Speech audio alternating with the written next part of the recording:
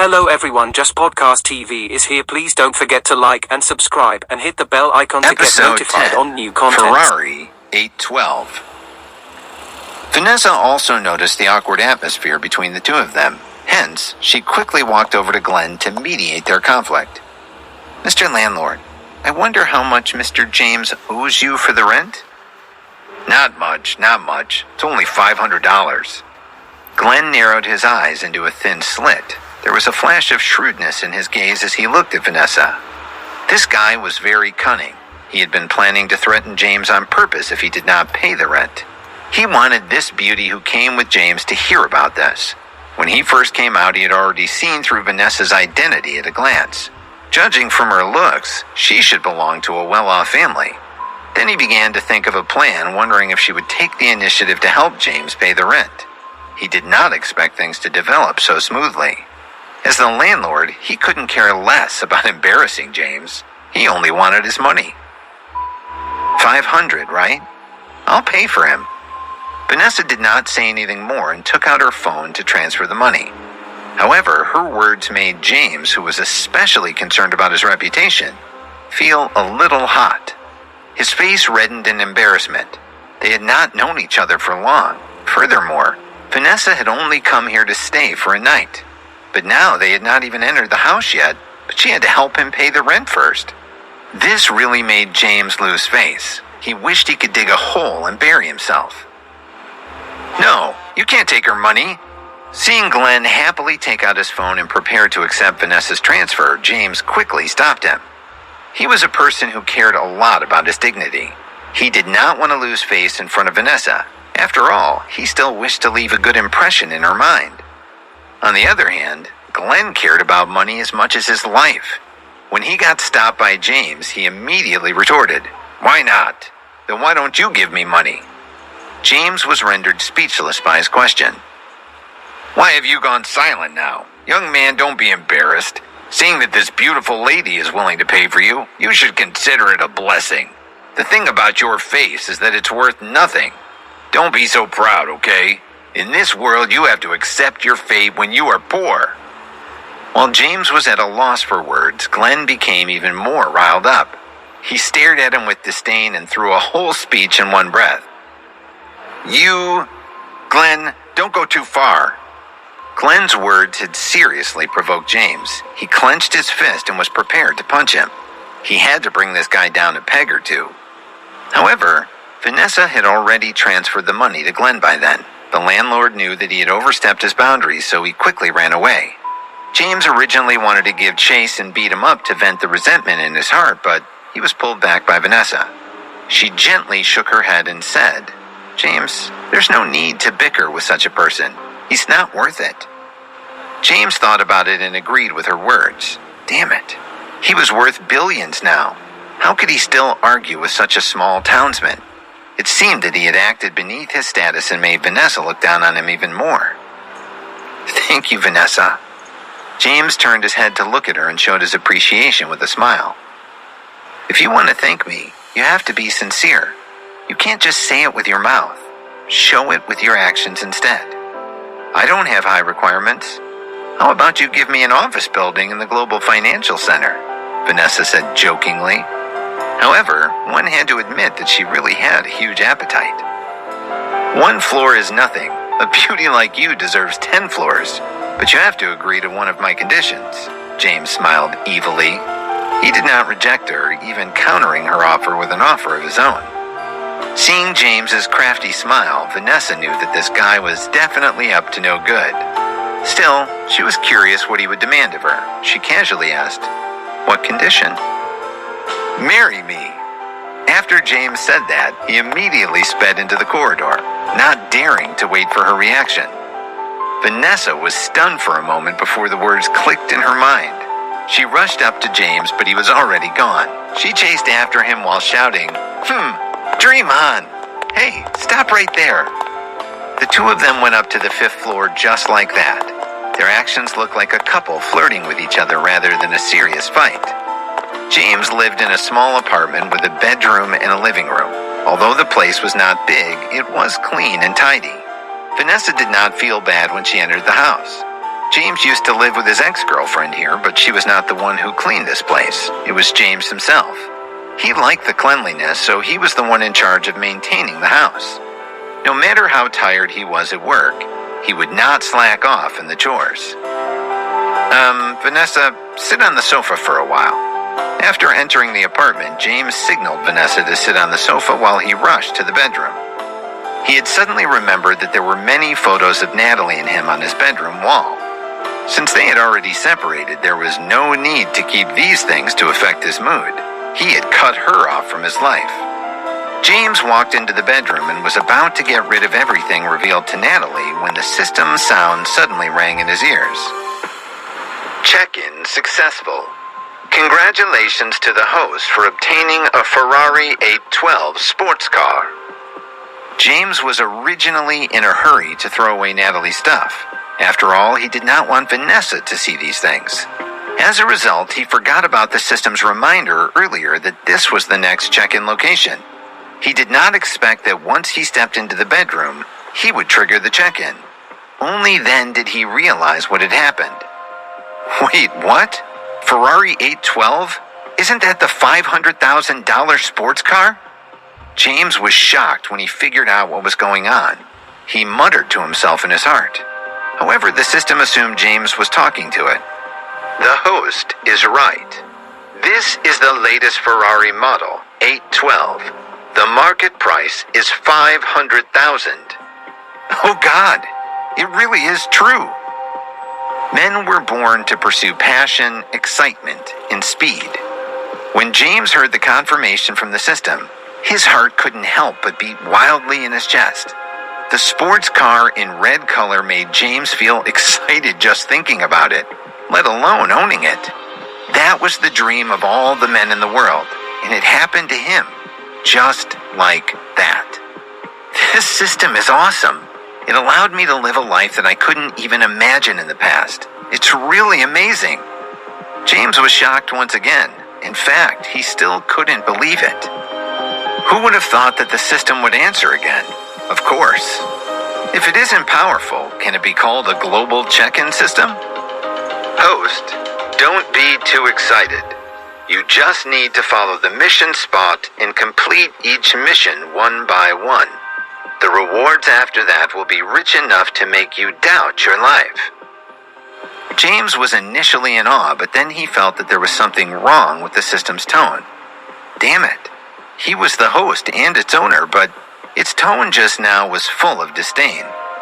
Was this how a system should behave? James felt that he had to show who was the boss here, or else it would become more and more arrogant in the future. Thinking of this, James shouted coldly, "Who's excited? Shut up. Did I let you speak? If it's not necessary next time, don't speak without my permission. Otherwise, I'll format you. Do you hear me?" The moment the system heard the word format, it immediately trembled in fear. It quickly replied, "Understood, host." As a system, formatting was equivalent to death. James used this point to instantly subdue it. "How do I receive the reward?" James asked coldly. The system answered promptly like a well-behaved child. "Host, the sports car is parked in the parking space downstairs. The car keys will be delivered in 10 minutes. Please check and accept. The next mission spot is the Lux Villa District Sales Hall. May I ask, host, do you have any other questions?" It was much more honest now, and even its tone became polite. It seemed that some things needed to be cleaned up once in a while. There's nothing more. James felt pretty satisfied with himself. When the system heard that, it quickly hid in the depth of James' brain, not daring to make any more noise.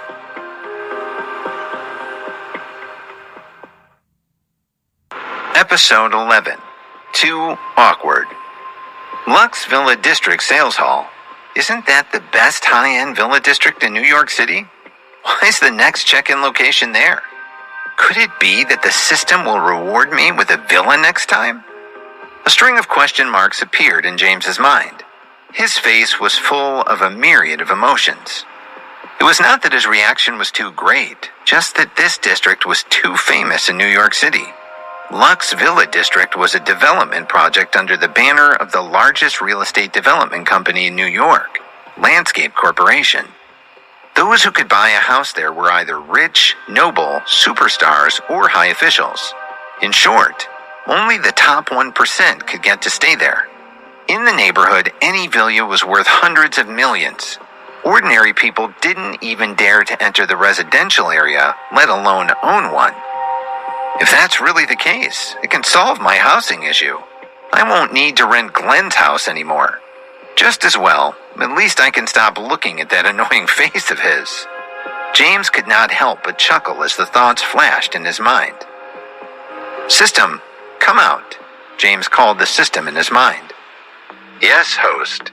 May I ask what it is?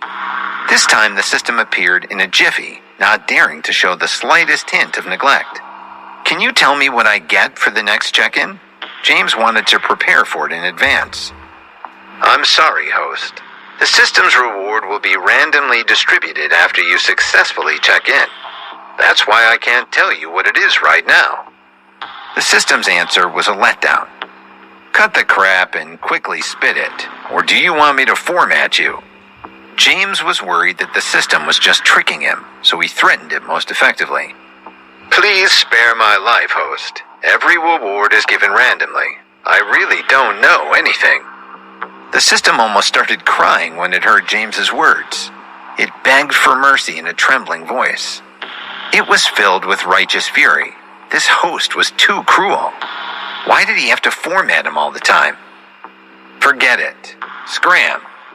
The system probably didn't dare to trick it anymore, so James told it to leave. Since there was no time limit for him to check into a location, he was not in a rush. He could not be bothered to think about it for the time being. He will go to the sales department of Lux Villa District tomorrow.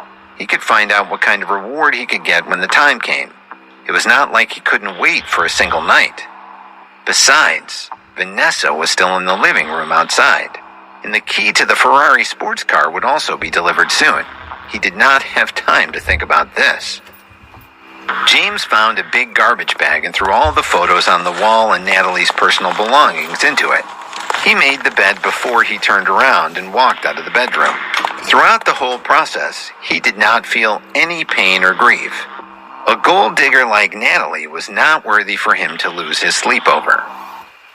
Sorry, the bedroom is a little messy, so I cleaned it up. What do you want to drink? James walked to the fridge and looked at Vanessa, who was sitting on the sofa elegantly. The more he looked at her, the more flavorful she felt. Her style and aura changed every moment, and she was full of charm. One moment she would be a coquettish girl, while the next moment she would be bold and daring. Sometimes she would be a helpless and frail girl who needed his protection. In other times, she would be as gentle as water. She was really hard to see through. James felt that her entire body was filled with an indescribable strong temptation and allure.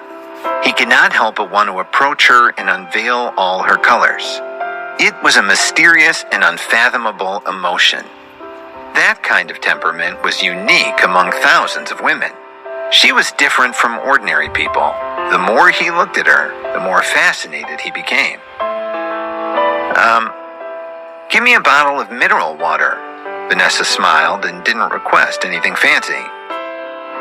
The awkward thing was, when he opened the broken refrigerator, it was empty. There was no drink. Vanessa, wait for me. I'll go downstairs and buy a few bottles of water. James could only say that awkwardly. Okay. It was as if she treated her words like gold, just going along with whatever he said. She was like a young lady from a noble family.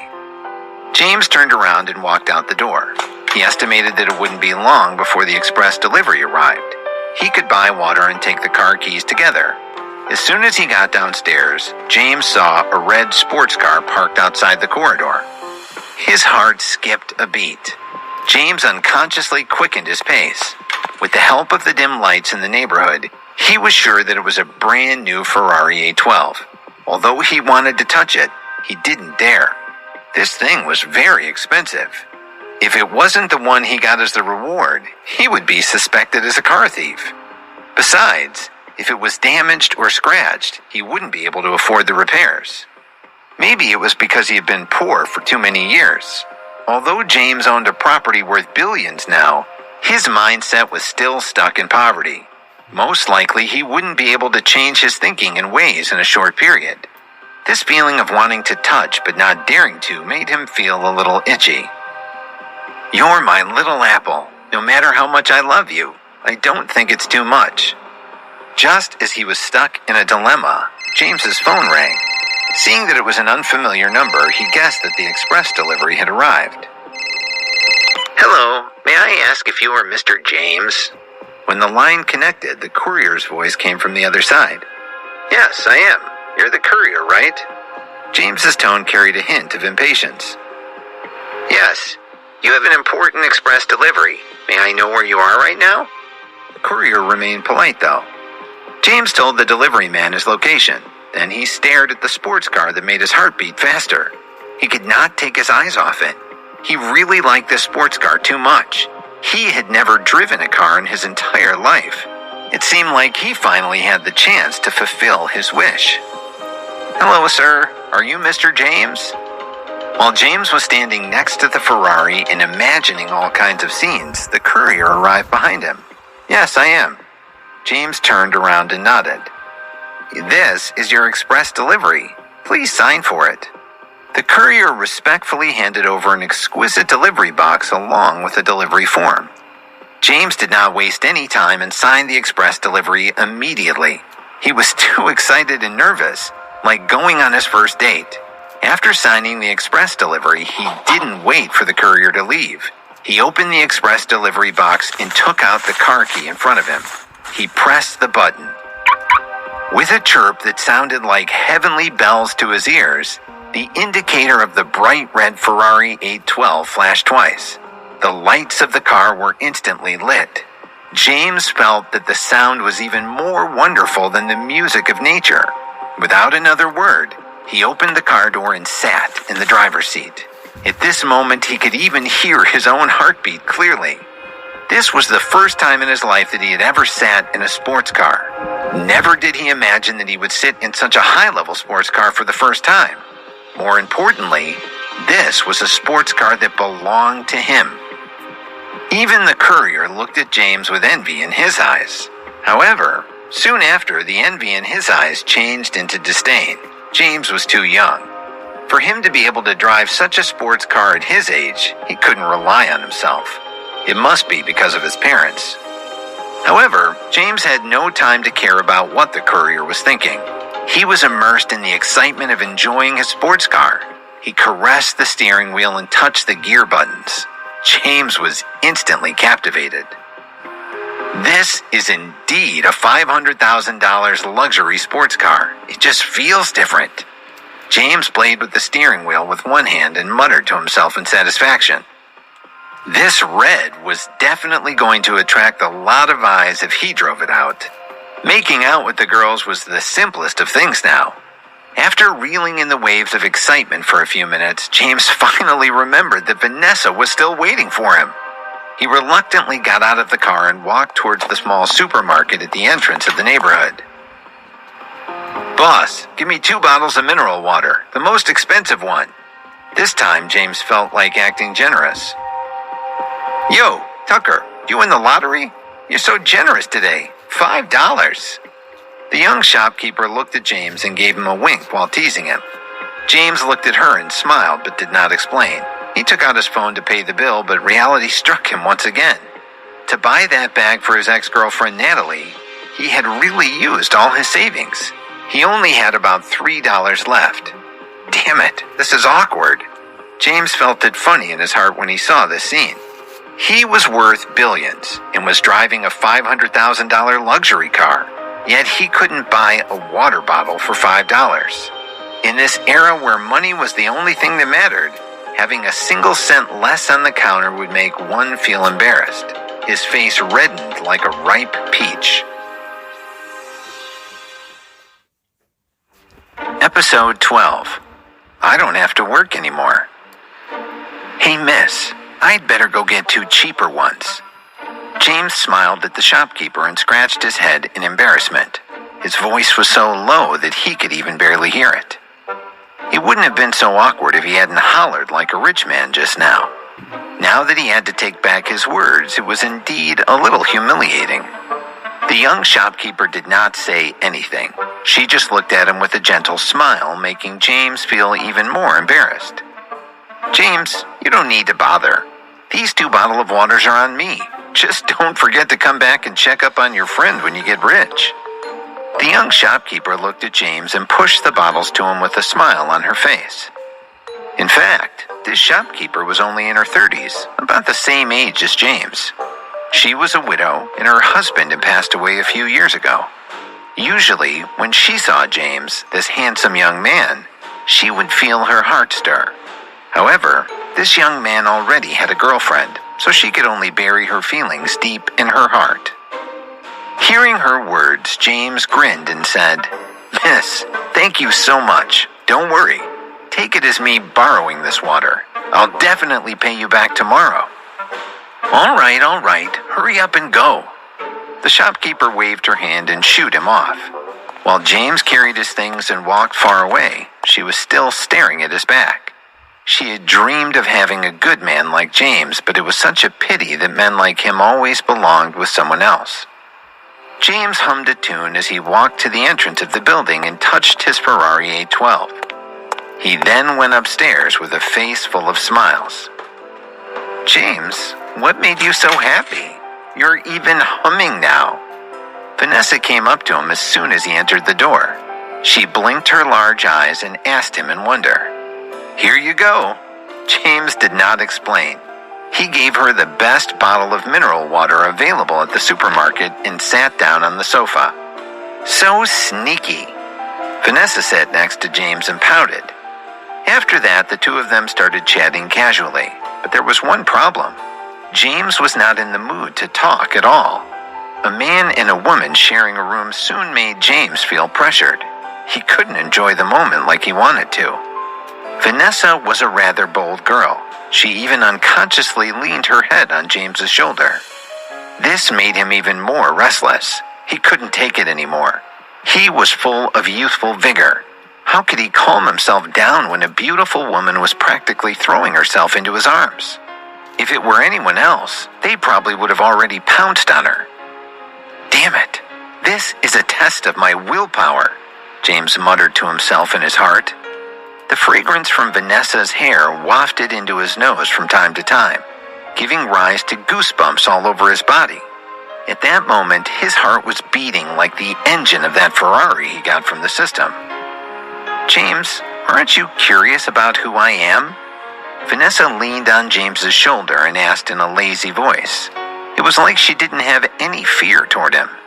Her actions were so charming that James almost pressed her under him.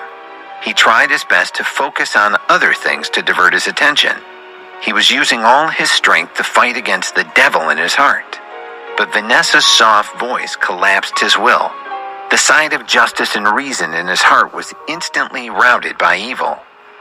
If this continued, there was no way he would be able to control himself. James stood up decisively and shook his head. Then he looked at Vanessa and said, "I'm indeed curious about who you are, but perhaps now is not the time for me to know. I still have some important things to do tomorrow, so I need to rest. You can sleep in the bedroom while I'll sleep on the sofa.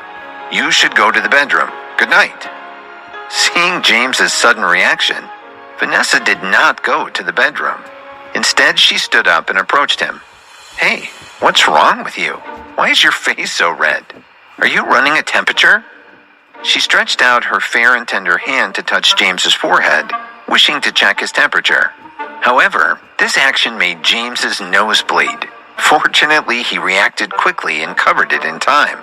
He did not make a fool of himself in front of Vanessa. "Vanessa, go to the bedroom now. Otherwise, I won't let you sleep here." James quickly turned around to avoid her gaze. Vanessa pouted before obediently walking into the bedroom. Damn, this is brutal. Once Vanessa closed the bedroom door, James slumped on the sofa and let out a sigh of relief. He almost lost control of the beast in him just now. On the other side, in the bedroom, Vanessa could not hold back her laughter. She found James's actions and behavior too funny. One must know that she was not some random girl who knew nothing.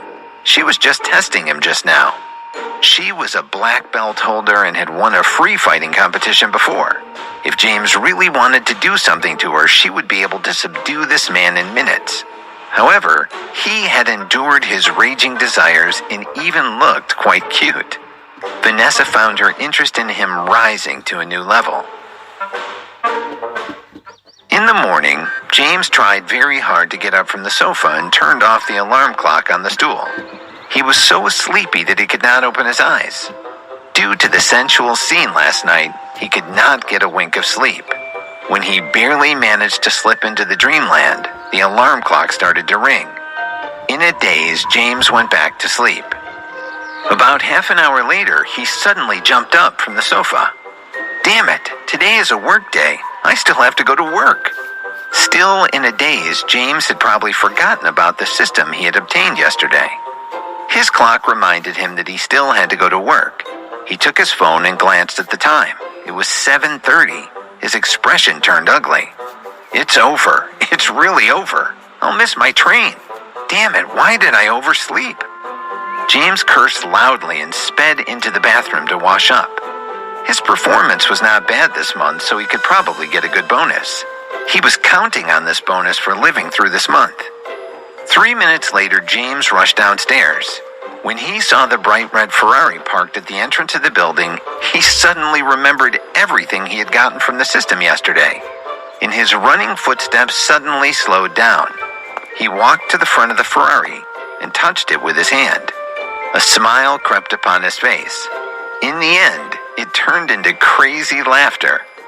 All of this still felt like a dream, but he knew that it was not. It was real. This meant that from today onwards, he would no longer have to go to work.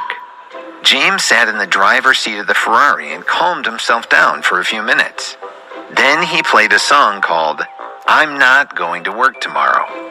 I'm not going to work tomorrow. I'm going to be as lazy as I want to. I'm not going to work tomorrow. I don't care if the alarm starts to ring. I'm not going to work tomorrow. I don't need to see any clients. I don't need to please others. I'm not going to work tomorrow. Yeah. James sat in the car and listened to the song on repeat. This song was really well written, and it suited his current mood. The lyrics had touched his heart. He looked at the busy workers outside the window rushing to catch the bus and the subway, and a sense of relief washed over him. This feeling was really good. It was as if his life had been liberated from all the fetters. He was finally free.